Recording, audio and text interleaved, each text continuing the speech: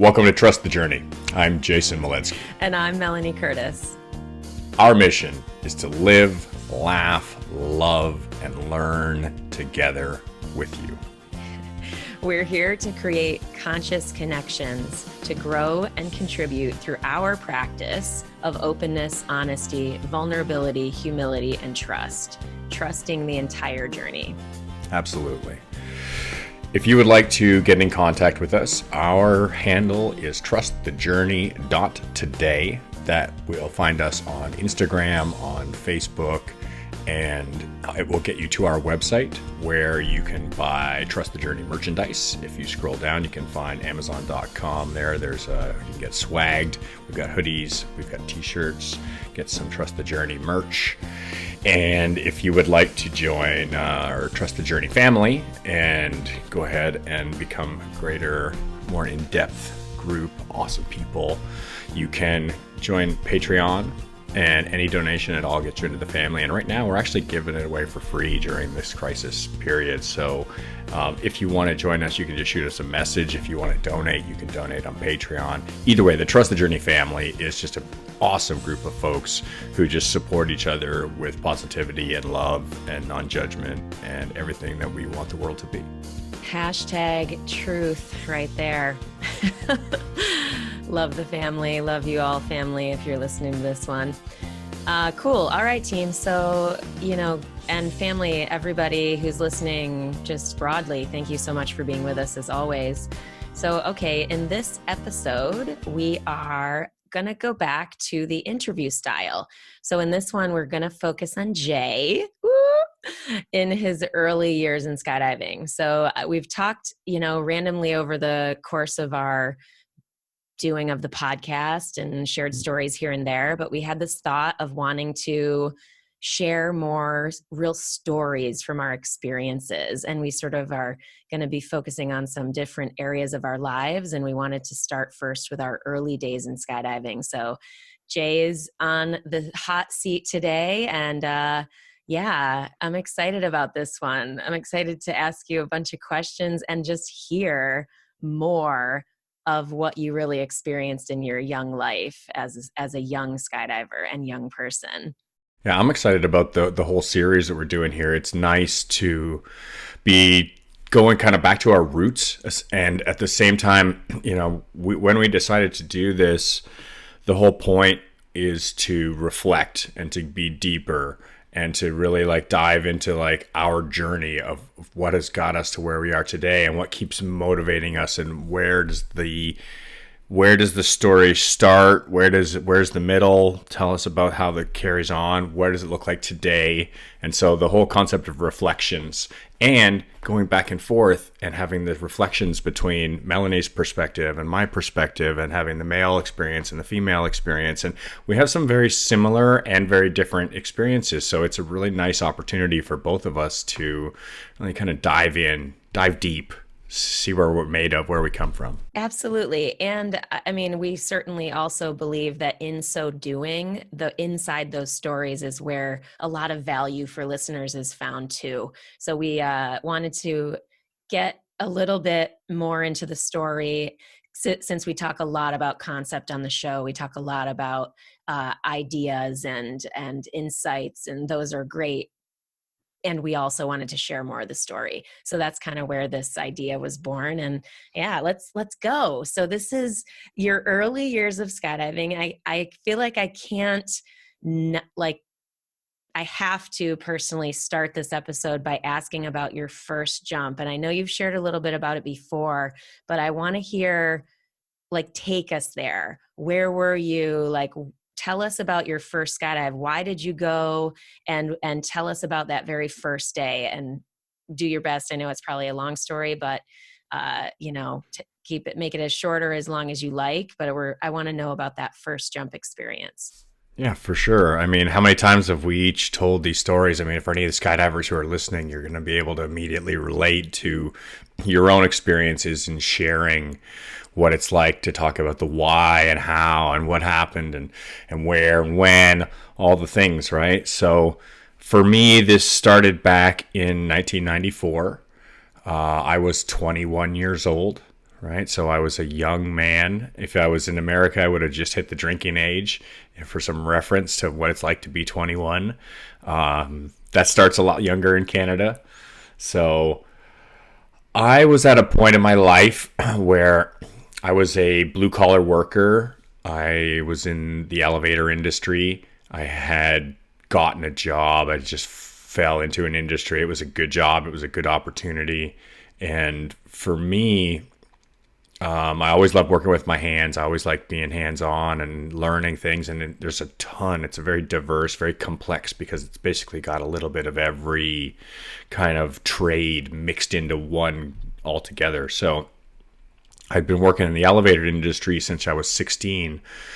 And my life at that point, when I was 21, was really, really challenging. I'd been through a lot of different traumas and a lot of challenges, and I was making good money, but that was probably the only thing that was really good at the time.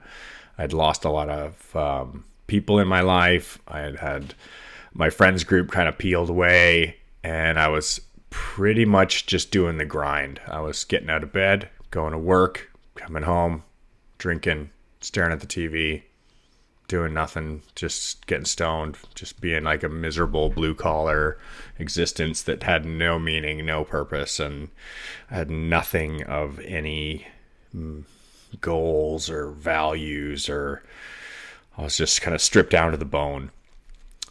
And my boss, his name was Rick Sokoloff.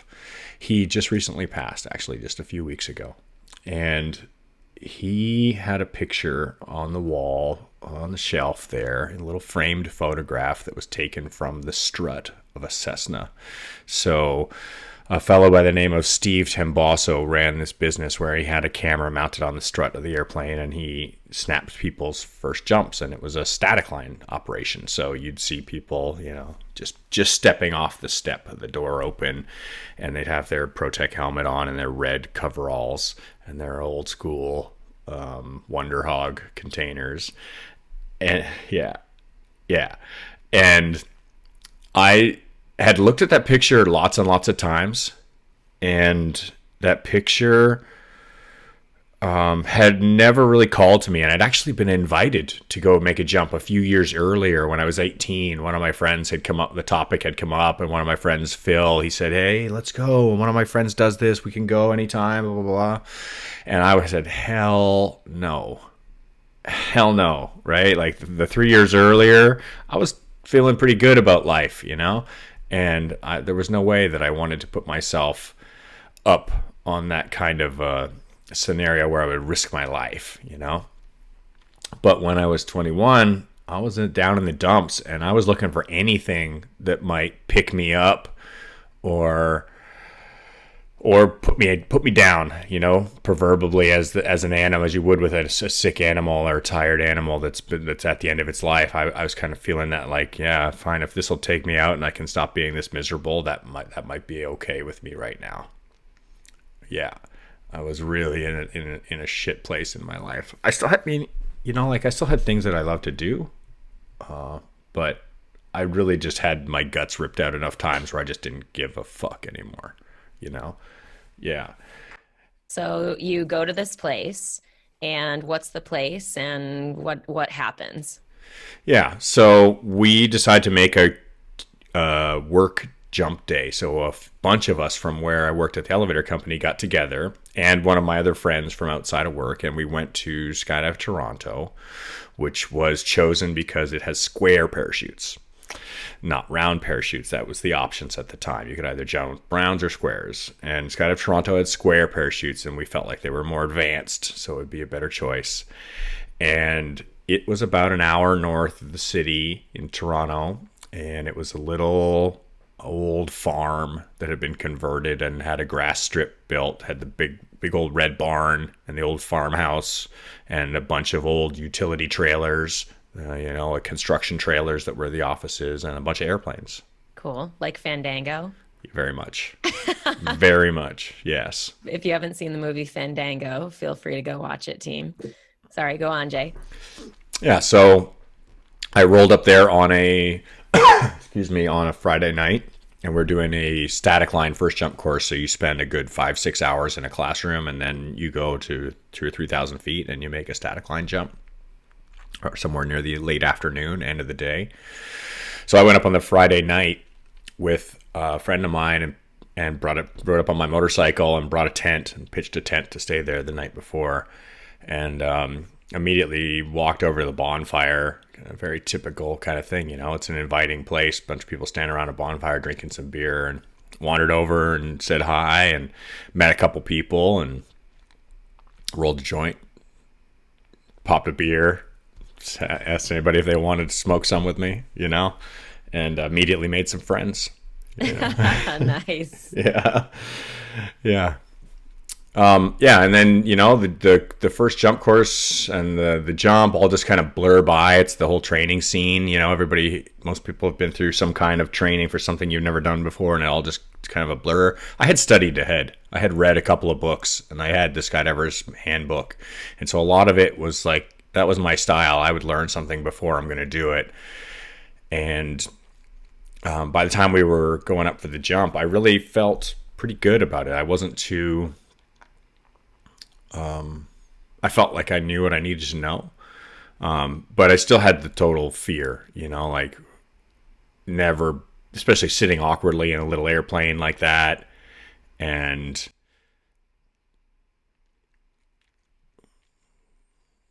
yeah.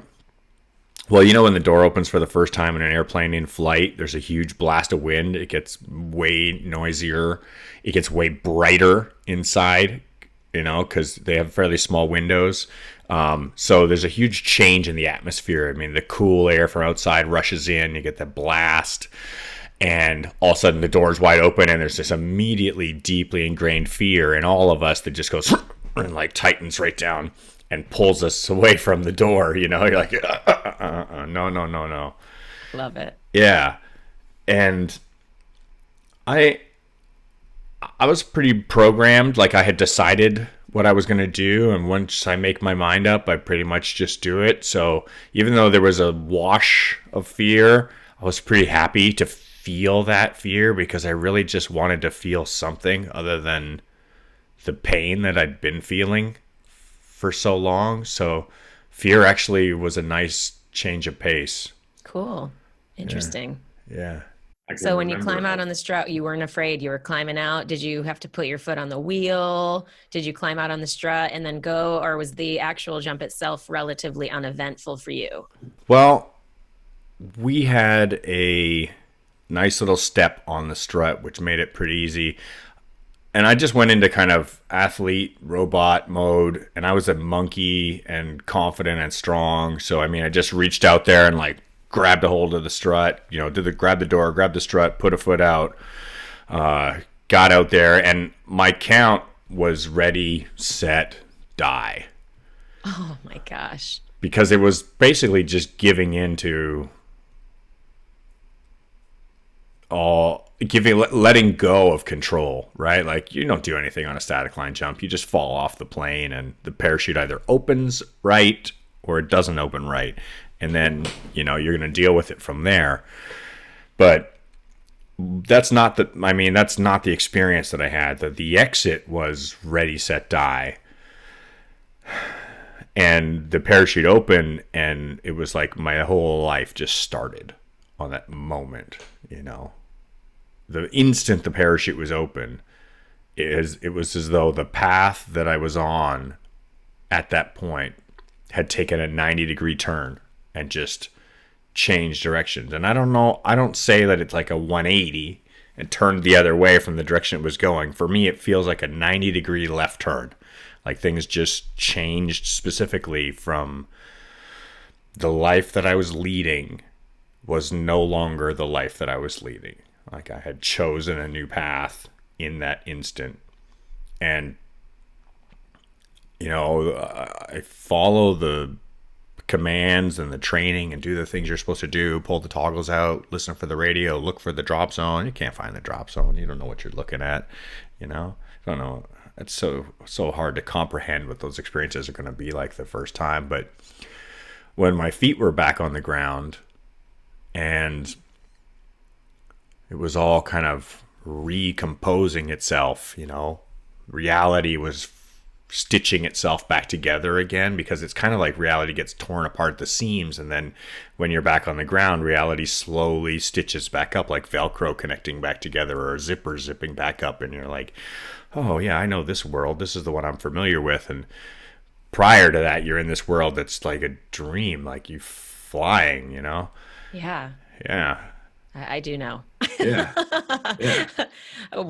And listening to that story, I'm like, oh, how thankful I am for skydiving. Oh my god, yeah. You know what I mean? I'm thinking of it relative to you going, Jay's life took a 90-degree turn in that moment. I could easily not know you. We could easily not be here. You know what I mean? Like, Totally. I'm grateful for all of that because of that one moment. Like, how beautiful. Oh, I just love that. I'm so grateful for that. I mean, there's no clearer defining direction change or shift of course, you know, that I can recall. I've had lots of other moments in my life that very much define who I am. You know, we all have those moments and those experiences that really are the pillars of who we are. But that specifically of stepping out of the airplane was the most impactful experience in my entire life as far as a change of heading. Beautiful.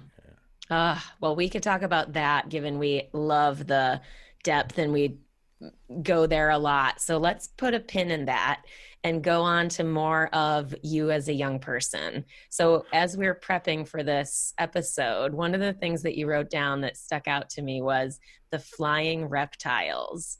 So, Yeah. I'm like, what is that? And please tell us more about what that is and, yeah, just what it meant to your young years. This is a just a gratitude that I have right here as far as this club, right? The irony is that the drop zone where I started skydiving at, the Skydive Toronto Incorporated, STI, was famous for its ownership. The Chows, Joe Chow, Claire Chow, Jennifer Chow, for their Joe in particular having his way about him, the way his mannerisms, the way that he run the business, the way that he chooses to communicate, and the business transactions that he does, like the type of leadership that occurs there is a bit of a face palm at times, right? Yeah, it's one of these things where you're just like, what is going on here with this? Okay, this is your place. You do it however you want, you know? And the Flying Reptiles was the skydiving club that existed on the drop zone. And it was a bit of an anarchy to the system of the drop zone itself. Oh, okay. Got it. Where, So it was in yeah, resistance to the DZOs. absolutely. Okay, okay. Absolutely. Like the Flying Reptiles were the band of brothers and sisters who all skydive at Skydive Toronto, who were going to have the most fun and find their way through all the rules and do whatever they wanted to do and kind of not get caught. How did you get inducted into the Flying Reptiles? Well, I mean, it's such a small drop zone, you know. We had a few Cessnas, and if you start to jump there with any regularity, you know, it's the locals, it's the regulars, it's the ones who are actually on site, you know, every weekend or at least a weekend a month or something, you know. And so at the time, I'm talking 1994, probably the Flying Reptiles, if I was to estimate, because I mean, I left by 1997, but I would say the Reptiles kept going for a couple more years, but it was starting to fade out. So that core group, you know, it lasted for 3, 4, 5 years, where it was really a strong element at the drop zone. It's that brotherhood and sisterhood that we have. I mean, we're all still friends now. You know, like we all still chat on Facebook once in a while, or you give each other a text or a call, or if you're in the neighborhood, you might cross paths and get lunch or something, you know, or see each other. Like Yeah. you see each other when you make a trip to Toronto or you come down to Florida, or like that. That's still there. You know, it's a fraternity, right? Or The Yeah. roots, you mentioned at the start, going back to our roots, and there's a groundedness to that for sure, no doubt. So you see those people and you're like, I knew you when, we knew each other when, before all the rest of life and yada yada yada goes down, or we do this or we do that. And there's a real comfort in those types of relationships. It makes sense. And it's cool to hear that even a super small drop zone had a sort of collective that welcomed people in. And it actually, the club actually did stuff too. Like we bought a construction trailer and made a clubhouse, and had a place, communal place for people to hang out because it's Canada, it gets cold, and we put bunk rooms in the clubhouse and we had a stove and we could have a mutual space and we would collect all the empty bottles and return them all and take all that and put them back. Like all empty bottles went to the funds for the club, no matter who had brought beer, kind of thing. And there was just a lot of nice little initiatives, making t-shirts, making hats, doing things that like bonded people together and gave each other a purpose to be a community outside of just the skydiving itself, and I think we all look for that in life. It's like it's not just a friends group, it's a family. Yes, for sure. And obviously, as we go forward as people, and whether in the sport or as just, human beings, I'm next curious. I know you mentioned sort of it again being a small drop zone and not necessarily having mentors there that could mentor your skydiving growth. So one thing that I think, and you can pick what you want to share, but one thing that I think most people don't know about you is that you used to do four-way formation skydiving. Sure. I mean, I feel like a lot of people probably don't know that. Maybe I'm wrong. Maybe everybody's like, duh, Mel, you're out of the loop. And, but I'm curious. I want to hear more about that sort of, okay, you're in skydiving, you feel welcome, you're doing the thing. And you now start to go, what can I do more of in the sport? And this is what I'm imagining you're experiencing. So tell us about that. Like, I don't really have anyone to direct me. How did you start to do the next level of sort of involvement in the sport that you went after? Well, I feel like at this point in the story, it's really valid to say the drop zone owner, Joe, at this time, I think I would estimate that he had about 3,500 jumps at that time. And the next most experienced person on the drop zone would be 500 to 800 jumps. Like these are like the most experienced jumpers on the DZ. And so the guys with 500, 800 jumps, they're the lead instructors. They're the ones who you would look to as like they're the top of the totem pole as far as mentorship for free fall skills, for canopy skills, for any. Just a quick interjection for non-skydivers who are listening to this episode, that is very few jumps. Very few. Very few jumps. But, I'm thinking a non-skydiver could be listening to this episode going, wow, 500 jumps? That's not a lot in the realm of skydiving experience. So anyway, go on. Yeah. So one thing so that was somewhat of a negative thing because you're in a small pond with small fish, and so there's a relative scale of like how much am I going to learn and how quickly am I going to learn it, and you just don't know the size of the pond you're in when you're in that pond, right? Mm-hmm. And I was very fortunate that the drop zone itself had an active competition culture. So even though it was a very small drop zone, it was very proactive because of Joe's leadership, which is one of his positive traits, that he really pushed weekend accuracy competitions or formation skydiving competitions. Anytime there could be a competition, he'd be like, let's have a competition. And so we would have pickup four-way teams for these weekend competitions, and people would do a couple weekends of training beforehand and figure out how to fly together a little bit, and then have there's like one-off pickup teams, right?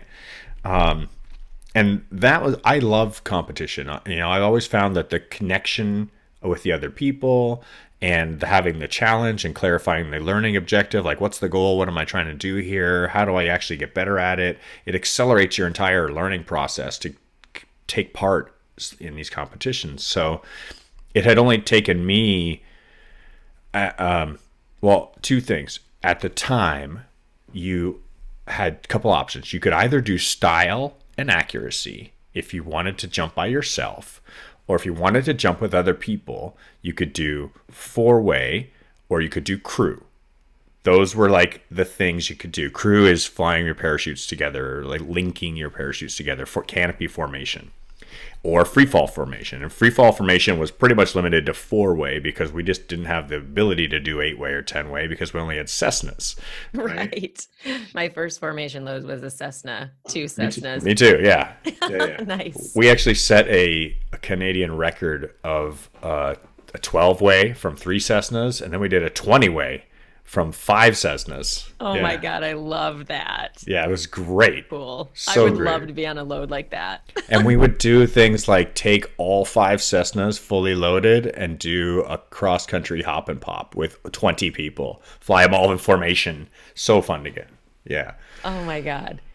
So, okay, so you could only do four people because of Cessnas, yada, yada, but really formation skydiving or crew, and you opted toward the free fall route. Yeah. So I had been very fortunate in my early days to be exposed to skydiving in the USA. In my first year of skydiving, I ended up making a trip to Florida.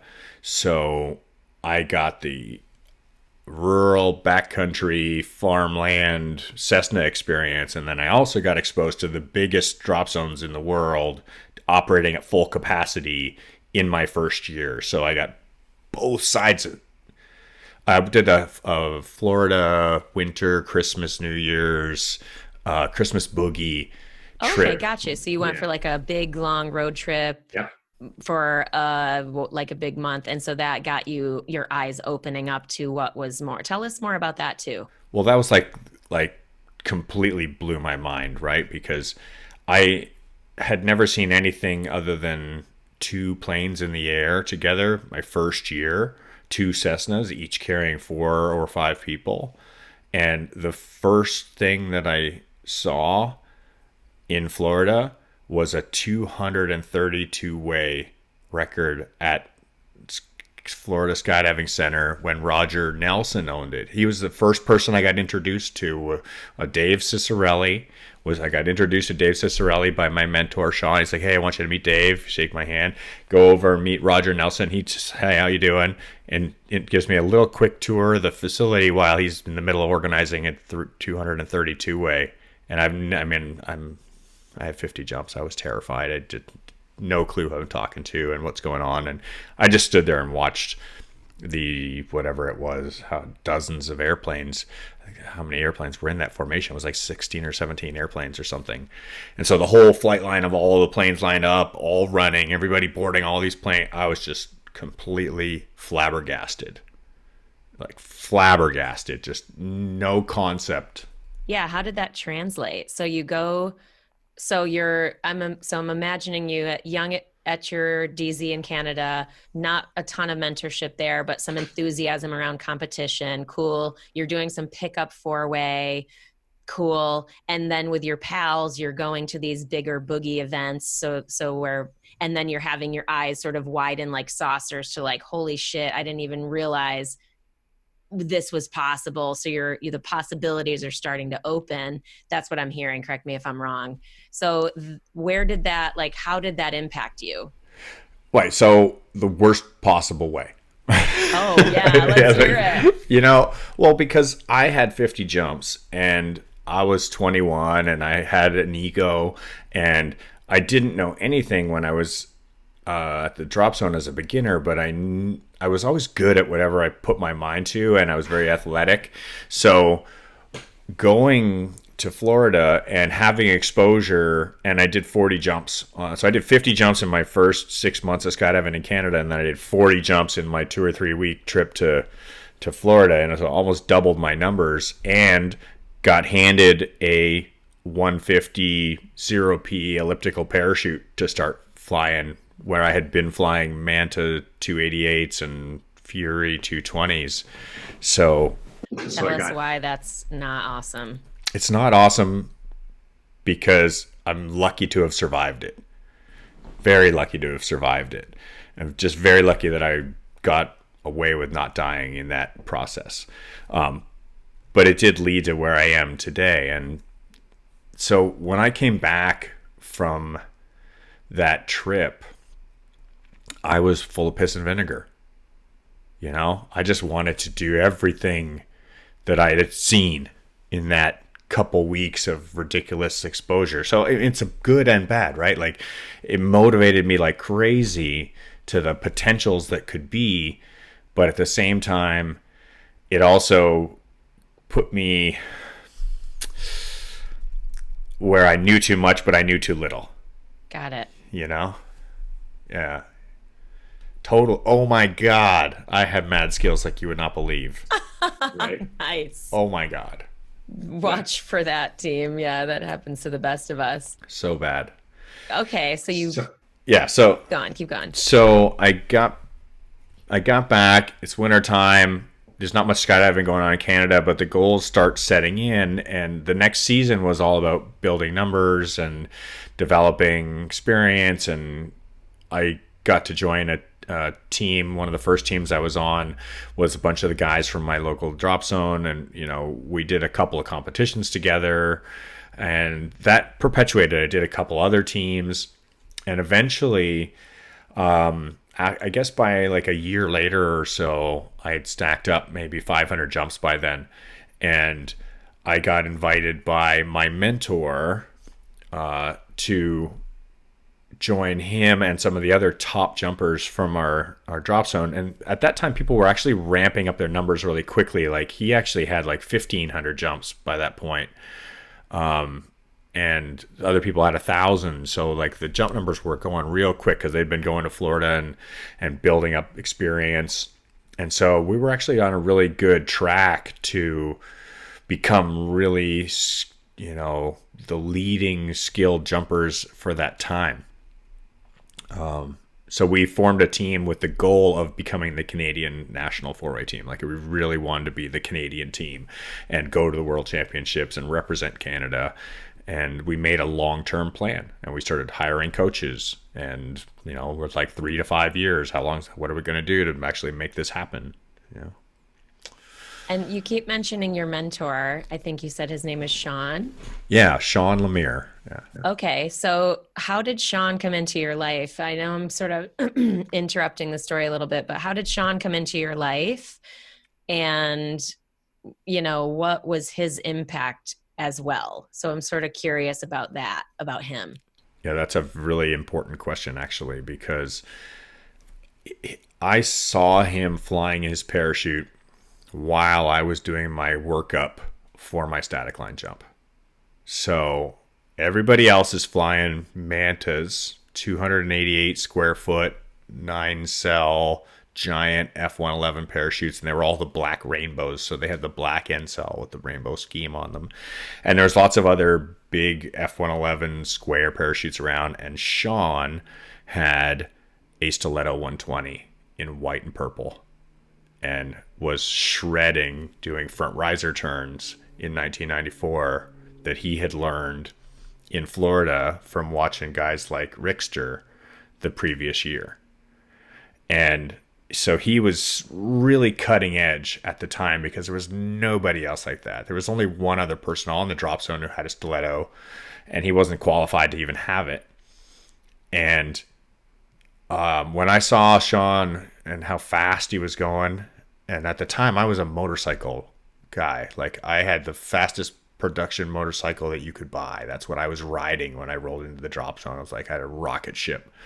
And I saw Sean shredding with this parachute and going so fast. And I'm like, look at that. There's no speed limits here. You can go as fast as you want. You can do whatever you want. And I was completely impressed. So the swooping got me right from the before I made my first jump. Before you even made your first jump. Fascinating. Yeah. Fascinating. So when did you walk up to Sean and be like, "Hey, I'm new here"? Were you that guy, or were you like hanging around the, hoping he would come talk to you? Like, how did you guys actually connect?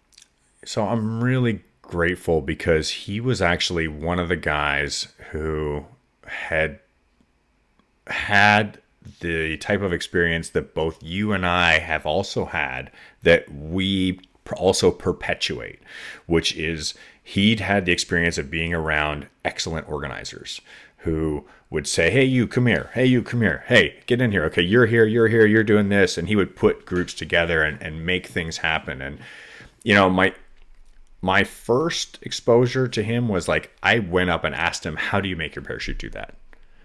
You know, straight ahead. How do you make them do that? And he told me, you know, "Oh, you do a pull on the front riser," you know, and like jump number 20, I'm like, pull my front risers. Oh my God. Totally.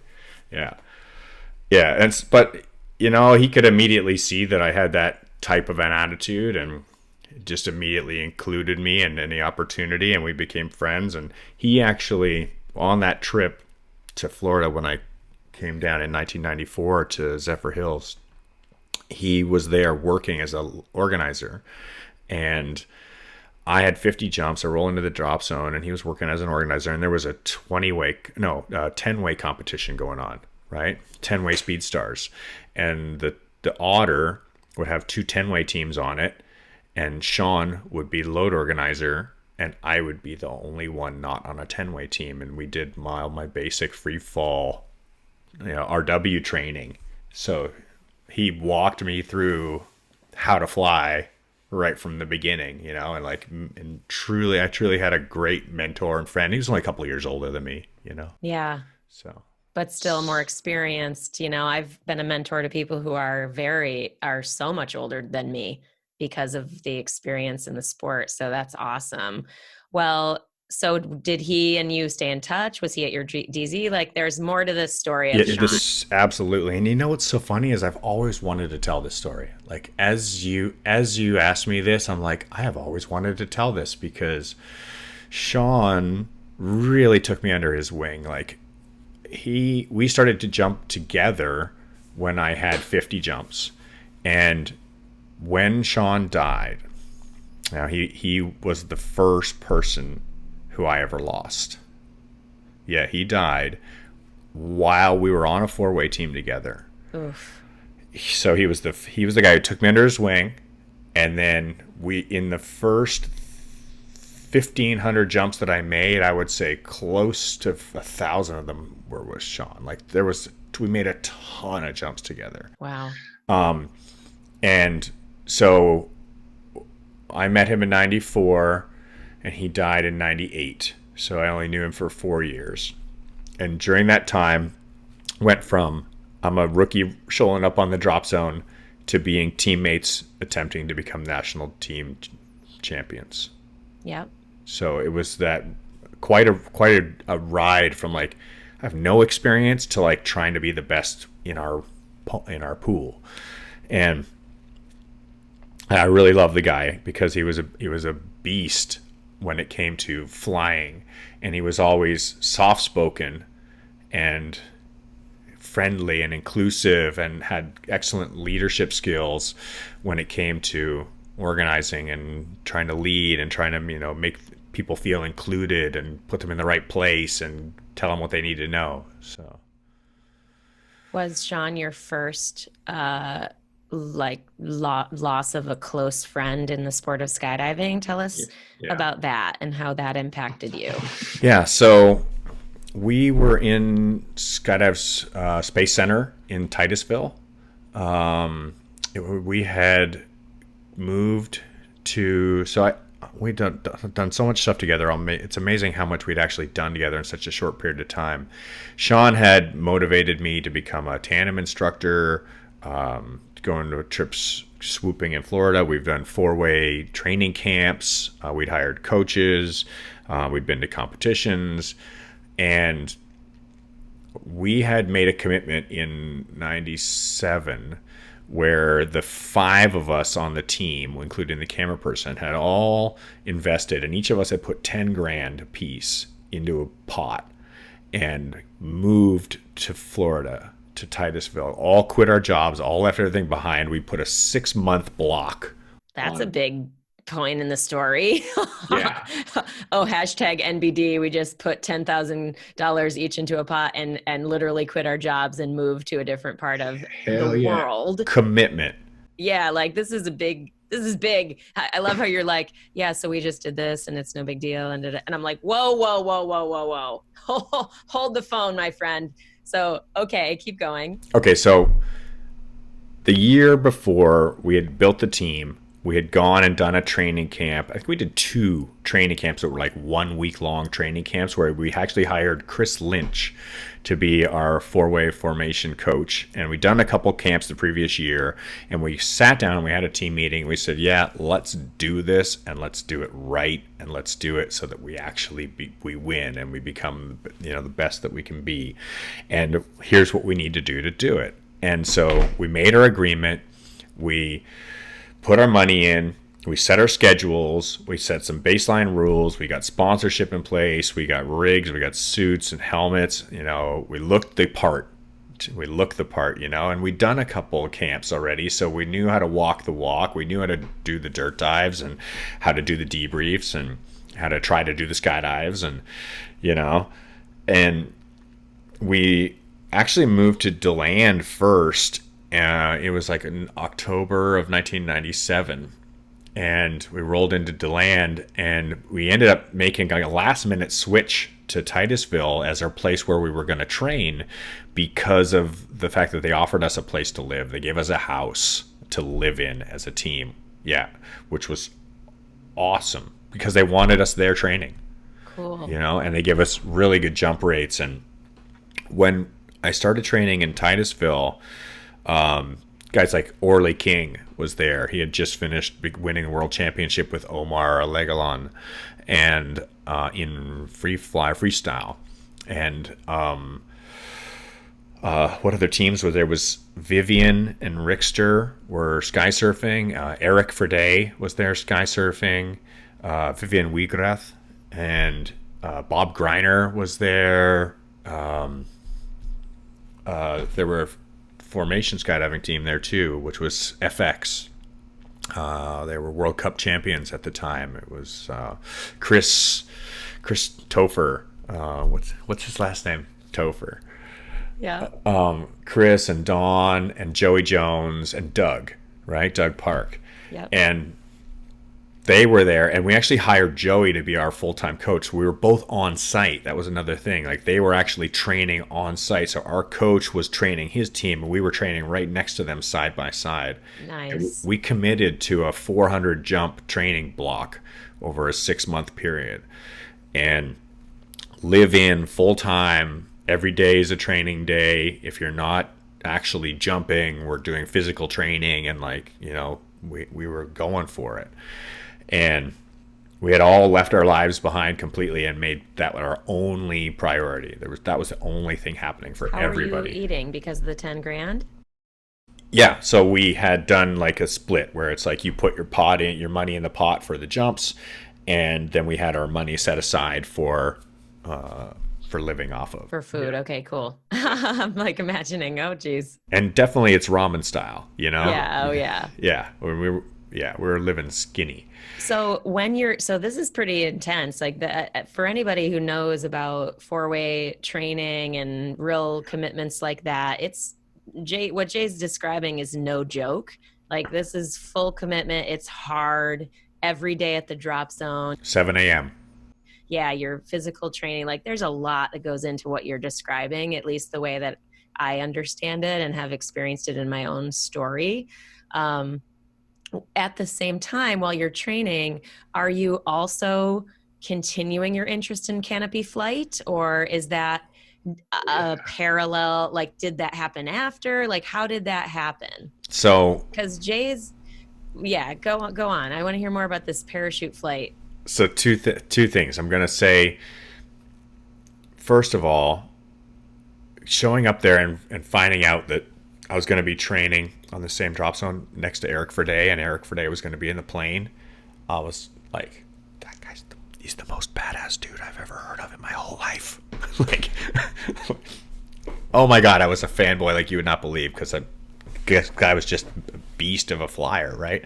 And okay, so to the canopy side of things, Sean was my mentor, and he was a wicked swooper at the time. And Howie Murray was one of my other teammates, also very good swooper. And our cameraman, yeah, our Okay, so Howie is cameraman, also canopy flight and yeah, four-way. Okay, go on. yeah, and our camera flyer Chris Medved, also same thing. So we were all flying Jedi's or Jonathans at the time. We all had like 105 to 120 square foot parachutes, and we would do formation hook turns on our four-way training jumps. And Jennifer was the light one. She was the girl on the team, and she was, well, like 80 pounds less than everybody else.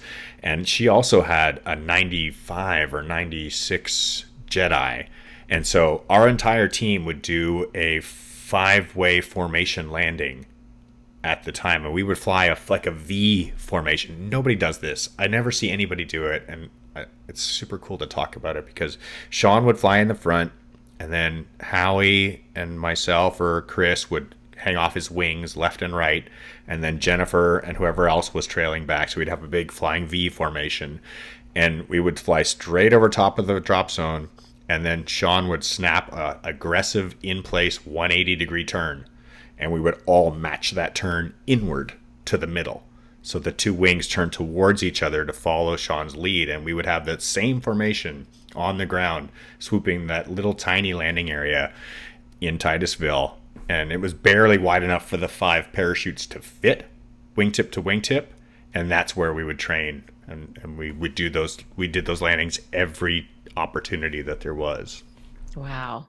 Yeah. And I don't want to miss Sean, because we had started talking about his loss, or him passing. Tell us more, like what happened, why, like what went Yeah. down, and how did your team deal with that?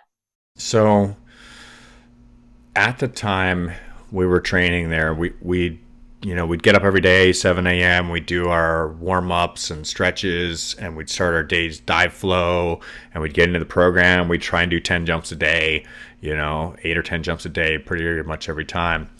And we were having some excellent success and some horrible failure, and some of it was really challenging. And I mean, I could openly admit that I was not an easy teammate to have. And ask any of my PD Factory teammates if I was easy to be a teammate with, and they'll tell you the same thing now. In what way? What do you mean? Short-tempered, impatient, demanding, failure to have perspective on other people. Just like I could easily be a jerk. Yeah, like young unconscious. Oh, for sure. Hugely. Oh, bummer. And I'm very but not really, Very opinionated too, And I always felt like the team wasn't correctly cast. So we had 4 guys on the team who were all in the same body weight range from 155 to 195 pounds, and one girl who was about 90 pounds. Mm-hmm. And I always thought that Jennifer being in the team at such a disparate body weight and size made it really challenging for the group, because we had 1 small person and 3 bigger people. And the challenge was that Sean and Jen were dating, that they were friends. They were boyfriend, girlfriend. And Jen was Joe's daughter, the drop zone owner's daughter. And Joe is like the the son-in-law. And so there was a really important relationship going on there, for both for love and for what's going on with jumping. And I thought Jennifer would be better suited to be the camera flyer on our team, and that Chris, who was about the same body weight and somebody who was eagerly assertive and male and aggressive, would be better suited to being the other flyer in the group. Jennifer often got whipped around, smashed on. I felt like she couldn't hold her place in the team, and I vocalized that, and that caused some ripples. So and yeah, it is what it is. I made that. Yeah, well, teams are not without conflict. I mean, that's Yeah. why we say, hey, hire a coach when you're hiring a team. The majority of what breaks teams up are team dynamic issues like that. If you don't have some sort of authority leadership that is hierarchically clearly different than your team And members. we did. We had hired a full-time professional coach. Joey Jones was our coach, and he was there training alongside us. And one day Joey came to me and sat me down and said, Jay, I got to talk to you. The team has decided that they want you to leave the team. Whoa. Yeah. Holy crap. Yeah. And Say more. yeah. Well, I mean, I guess I was frustrated at the time because we were not, our performances at times were excellent, like world record level performance. And then other times it would be unable to maintain control of flight and body flight, like the way that things were coming apart, I was just like slapping myself in the face going, come on, we shouldn't be going from this good to this bad, that the range is the range is too big. And so Joey told me that the team had met, and because I was unhappy, and I guess that was showing. My juvenile behavior was coming to the surface. And so he said, teams decided they want you to leave. And so I'm like, what the fuck? What am I doing with it? What do you mean? What am I doing with my life? Like, I'm all in here, like I quit my job. I moved to another country. I got nothing. And we were getting near the end of the training period. We'd already been in for like 5 months. And so suddenly I'm on my own. Conveniently, my girlfriend at the time decided that was a good time to take off and Oh my God. go blitz out. Oh, this is like one of your major troughs in the sport. Yeah, here Jeez, we you're go. like, I'm like just realizing it. Okay, gosh, keep going. Okay. So your girlfriend breaks up with you, No, she just started sleeping with another dude. Didn't really break up with me. whatever, Yeah. awful, not into it. So you're this heartbroken, sort of angry young Heartbroken, dude. totally heartbroken. My goal, my fantasy, my life dream, I'm like gonna go be a champion athlete. I'm now like It's gone. gone. Now I'm in Titusville, Florida, which is a dump. If you've ever been to Titusville, it's a horrible place to live. No offense to anybody who lives in Titusville, but I would not move to Titusville. It's like repressed economy, and there's nothing there. And so I just put my shit in the van that I had, that little red Plymouth Voyager minivan. Ruby was her name. And I drove over to DeLand and went to look at getting a tail pocket put on my 7-cell parachute that I had. I heard there was a base jumping rigging shop in DeLand, and one of my friends, Mike McKinley, Mike X, he had come down to Florida and we were visiting, and so he was like, hey, I'm going to go over there and go on. I'm like, I'm going with you. And we went to DeLand, and I was going to get a tail pocket put on this parachute because I knew I was going to go to Bridge Day again that year, and I'd already been to Bridge Day a couple times to base jump, and I knew that my parachutes for base jumping weren't set up as good as they could be. If I got a tail pocket, it would be better for base jumping. You were already base jumping? Yeah, I'd already base jumped a few times. I've been to Bridge Day a couple of times. Okay. And so I went over to this shop, and they were just going to install the tail pocket while I was there. Like, we're just going to hang out for an hour. He's going to put it on. And I was looking around the shop, and I was talking, and I met Mario Richard. He was the one working at the shop at the time. And while we were chatting, he talked about this guy who had been there and done a rigger apprenticeship. And I literally just asked on the spot, could I do that? Like, because I have nothing now. I'm like, could I become a rigger? Can I learn how to do that? Can I learn how to base jump? Because he had said he'd learned how to become a rigger, but he'd also apprenticed as a base jumper. And so now base jumping was always like, I'd already been doing that. I loved that. That was amazing. But that was even less knowledge about that than about canopy flight, And while I get this opportunity, Mario came back a couple days later and called me up and said, yeah, Marta says you could have the job. You can work and you can, learn to become a rigger and we'll teach you how to base jump. And so I moved over to DeLand. And meanwhile, the four-way team started looking for a replacement for me. So they were looking for tryouts. They had a few different people come in and try to fly my slot and see how well they work with the team dynamics. And man, I bet that I hadn't been in DeLand for more than a week or two before I got the call that Sean had hooked himself in Oh, during some of these tryout training jumps. oh, wow. Yeah. Wow. What a time period. Right. So yeah, just bam, bam, bam. Like falling apart. Right.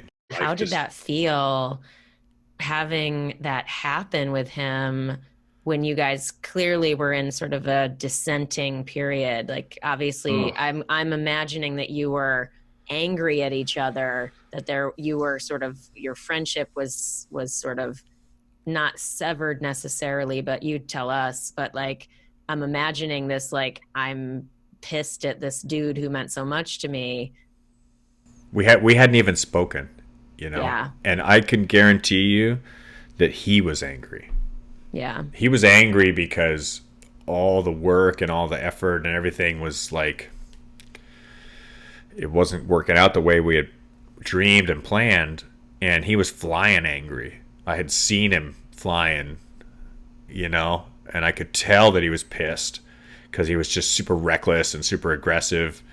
Oh, And goodness. so I'm sure that it was a combination of that state of being frustrated and angry that led to doing a maneuver that was too low or too aggressive in a turbulent or whatever the things add up, the stack up, you know. Yeah, emotionally, just not being as clear, not being on point, not being as Totally. point. Oh God, that is a huge lesson for anyone listening who engages in skydiving or extreme sports or just any decision making. When we are in that really angry and prolonged state, it can behoove us to really breathe and pause and slow our decision making to try to get to some clear mindedness. Wow, that's intense. Yeah, it was a really, really, like, oh my gosh. I mean, I had not lost anybody in the sport, and the first person I lost was my mentor. And we were at a I wouldn't say we were at a falling out, because him and I had never exchanged a negative word.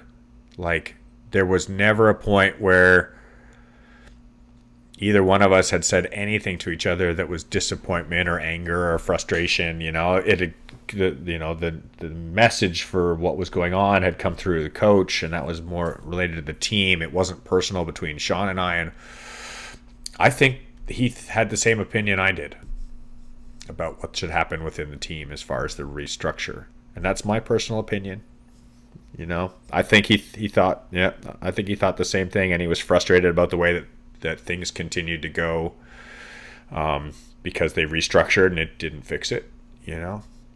Yeah, and it's hard to make choices as young people. I mean, any Yeah. person on your team is in a tough spot, not just you, being the vocal sort of aggro young dude, but also I'm sure everybody had their own challenge and emotional struggle with Absolutely. that. That's a very common experience in those team environments. Um, Given we're getting close to the end of our sesh, I'm happy to hear that even in this like horrible breakdown of your sort of next turning point, but I feel like that's such a wonderful place to end, Exactly. is Yeah. like that you are in this sort of real turning point in your skydiving career, and you've just gotten this opportunity, and we didn't even talk about base jumping, but like the fact that you've already been base jumping and that's something that you really love, and that's sort of a separate parallel thread to your life experience in skydiving is what it sounds like, that you have a new opportunity to sort of put your attention and love into. Is that what it was like, or was it more like I just don't know what the fuck I'm doing? And Well, you know what? I'm sure that our next our next discussion, we'll dive into this in more detail.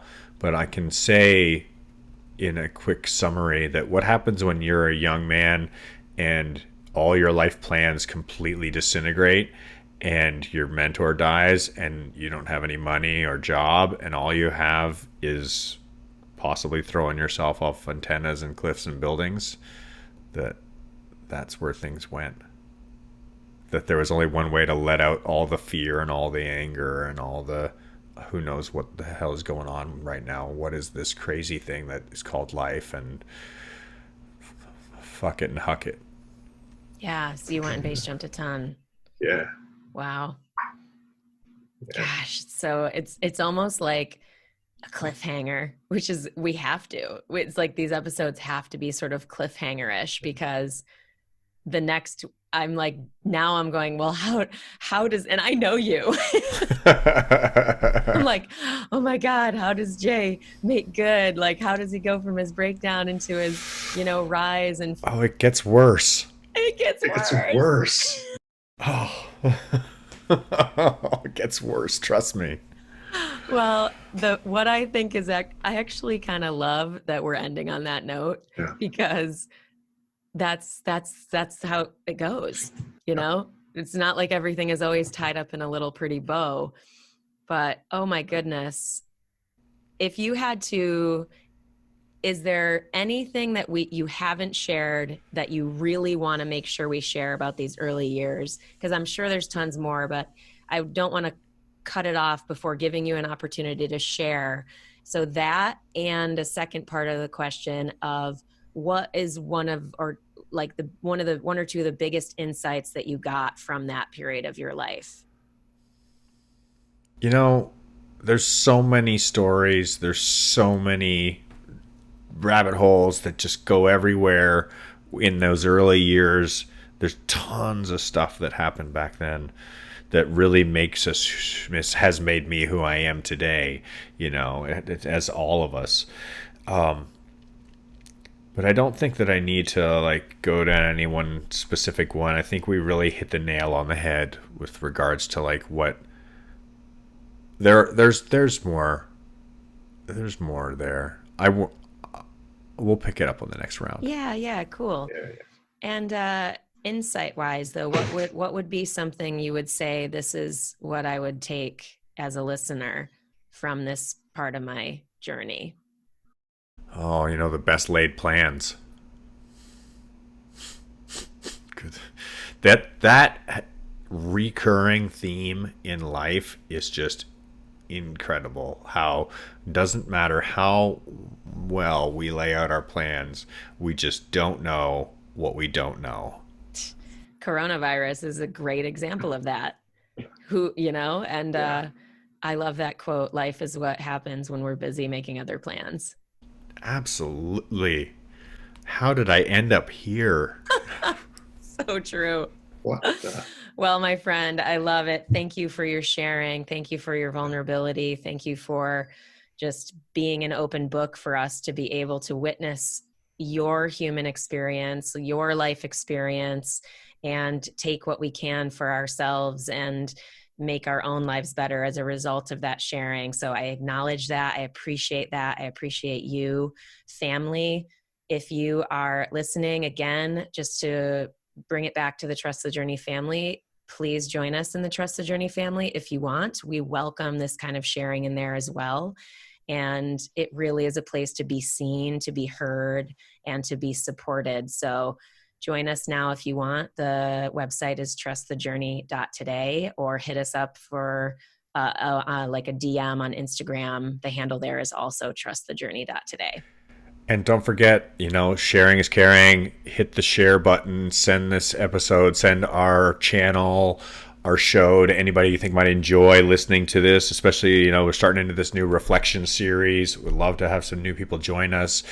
Hit the like button, hit reviews, on iTunes, anywhere that you listen to podcasts, subscribe, help us get our voice out there. And, and do what we do, the huge. Keep laughing, keep loving, and keep trusting the journey. Love you.